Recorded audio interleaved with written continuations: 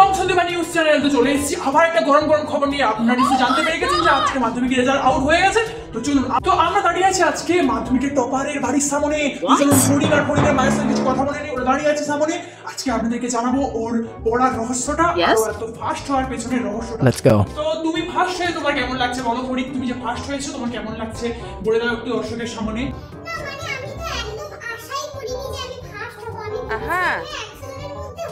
What? তো আমাদের first question, তুমি দিনে কত সময় পড়তে যে তুমি টপার হয়ে গেছো?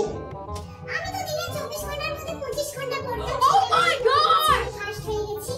ও শুনে খুব ভালো লাগলো, তুমি 24 ঘন্টার মধ্যে 25 ঘন্টা পড়তে। তো 25 ঘন্টা যে তুমি পড়তে, তুমি কি বাথরুমে যেতে না?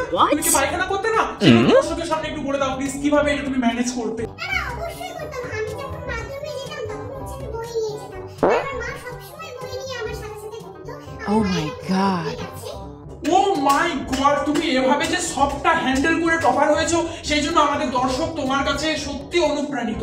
তো ফরিদ, তুমি যে টপার হয়েছো তার পেছনে আর তোমাদের পরিবারের কার কার কেমন অবদান সেটা একটু আমাদের দর্শককে জানিয়ে দাও। আমি ফার্স্ট হওয়ার পেছনে আমাদের বাড়িতে গরু ছাগলগুলো আছে, ওদেরও অনেক অবদান আছে। ওরা অন্যদিন তো ভেবাতো জমিতে যাওয়ার জন্য, কিন্তু আমার পরীক্ষার সময় কয়েকটা দিন না ওরা একদমও চেঁচায়নি। ওরা না খেয়েছিল এতদিন, আমার পরীক্ষার পর ওরা আবার ভেবাচ্ছে। তুমি যে রাত জেগে পড়াশোনা করতে, তুমি রাতে কেমন ভাবে খেতে? তুমি খাবার কেমন ভাবে খেতে? না আমি তো দাঁড়িয়ে দাঁড়িয়ে খেতাম। Wow. বইটাকে তুমি কেমন ভাবে নিয়ে পড়তে? বইটা কি মাথায় থাকতো নাকি বইটা কোলে থাকতো নাকি বইটা নিচে থাকতো? তুমি কিভাবে বসতে একটু সেটা। বইটা তো আমার পেছনে থাকতো, পেছনে রেখে পড়লে আমার পড়াটা খুব তাড়াতাড়ি হয়ে কি করে? তো তুমি ঘুমানোর সময় তুমি বইয়ের উপর মাথা রেখে ঘুমাতে নাকি তুমি বালিশের উপর মাথা রেখে ঘুমাতে সেটা একটু জানিয়ে দাও প্লিজ। মাথার উপর গামলা দিয়ে শুতাম, আর গামলা দিয়ে শুতাম বলে গামলার ভিতরে সমস্ত বুদ্ধিগুলো জমা থাকতো। তোমাদের লাস্ট কোশ্চেন সেটা হচ্ছে যে তুমি পরীক্ষা দিতে যাওয়ার আগে কিসের ফোঁটা নিয়ে যেতে? এখন তো খুব ট্রেন্ডিং দইয়ের ফোঁটা। তুমি কিসের ফোঁটা নিয়ে গেছিলে যার জন্য তুমি টপার হয়ে গেছো? দেখো, গরুর হচ্ছে দুধ দিয়ে দই তৈরি হয়, আর সেই দই দিয়ে তো ক্ষীরও তৈরি হয়, কিন্তু আমি ওই দই পড়ে যাইনি। আমার মা বলছিল যে যদি আমি সরাসরি গরুর থেকে কিছু পড়ে যাই তাহলে খুব ভালো হবে, তাই মা আমাকে গরুর সরাসরি গোবরের সবে গরম গরম গোবরের ফোঁটা এনে দিয়েছিল। What? সকালে প্রথম কিনেছিল সেই ফোঁটাটা। তো তুমি পরের জেনারেশনকে কি বলতে চাও? তোমার যে টপার হয় তুমি কি বলতে চাও সেটা প্লিজ একটু বলো, সবার সামনে বলো। নেক্সট জেনারেশনকে আমি বলতে চাই আমি যেগুলো ফলো করেছি ওরাও যাতে আমার দেখে দেখে সেগুলো ফলো করে। Yes. আশা করি ওরাও হয়তো ফার্স্ট হতে পারবে, টপার হতে পারবে। তো এইটুকু। তো অনেক ধন্যবাদ ফরিং আর ফরিং এর মা কাকিমা। আমরা চাই যে তোমার ভবিষ্যতে টপার হয়ে যাক আর তুমি পরের জন্মের টপার হয়ে যেতে থাকো।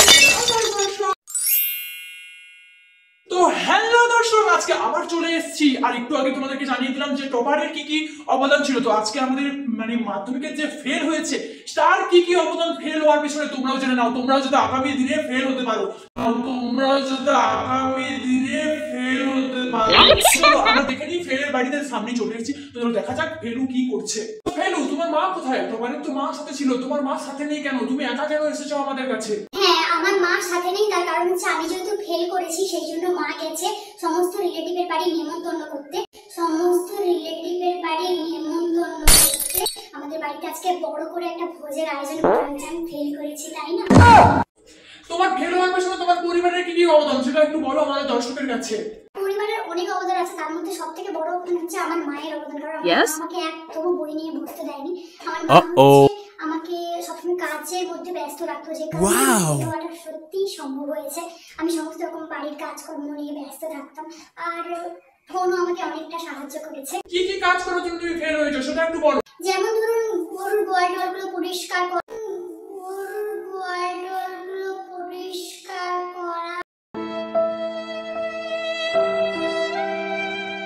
তারপরে রান্না বান্না, ঘর পরিষ্কার করা, এই সমস্ত কাজ করতাম। তুমি যে ফেল করেছো তার পিছনে ফোনের কিরকম অবদান সেটা একটু বলে দাও, যাতে আগামী প্রজন্মরা সেটা ফলো করে তারাও ফেলের দিকে যেতে পারে। ফোন আমাকে যেভাবে সাহায্য করেছে সেটা হলো ধরুন নোটিফিকেশনগুলো আমি অন করে রাখতাম। আমি পড়তে বসলে বইটা নিয়ে যদি বসি, যদি একটা নোটিফিকেশন চলে আসে আমি বইটা রেখে ফোনটা নিয়ে নিতাম। ফোন আমাকে এভাবে সাহায্য করেছে। আমি যখনই পড়ার দিকে ডুবে যেতাম তখনই ফোন আমাকে তুলে নিয়ে চলে আসতো।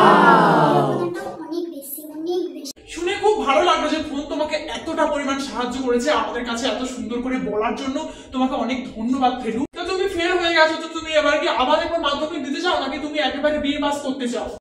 না, আমি এখন বিএ পাস করতে চাই না। আমি এখন বছরের পর বছর এই রেকর্ডটা ভেঙে যেতে চাই। আমি এখন পরীক্ষা দিয়ে যেতে চাই, যেহেতু আরো আমি কয়েকটা বছর ফেল করে যেতে পারি। বছর ফেল করে যেতে পারি এবং এই ফেলের উপাধিটা আমার গলাতে আসে এবং এই ফেলের উপাধিটা আমার গলাতে আসে। দর্শক আপনারা কিন্তু শুনতেই পেলেন যে ফেলু এখন বিয়ে পাস করতে চায় না, ও বছরের পর বছর ফেল করে এগিয়ে যেতে চায়। তো আমরাও চাই যাতে ও বছরের পর বছর এই রেকর্ডটা ভাঙুক, যাতে ভবিষ্যৎ প্রজন্ম ওকে দেখে ইন্সপায়ার হয় এবং ওরাও ফেলের দিকে এগিয়ে চলে। তো ধন্যবাদ সবাইকে আমাদের সাথে এতক্ষণ থাকার জন্য। চলো আজকে ভিডিওটা আমি এখানেই শেষ করছি, আবার দেখা হবে আগামী দিনে কে হয় ফেল এবং কে হয় টপার, তাদেরকে এই ক্যামেরার সামনে নিয়ে চলে আসবো। আর ভিডিওটা ভালো লাগলে লাইক কমেন্ট শেয়ার অবশ্যই করে দিও। সবাইকে টাটা।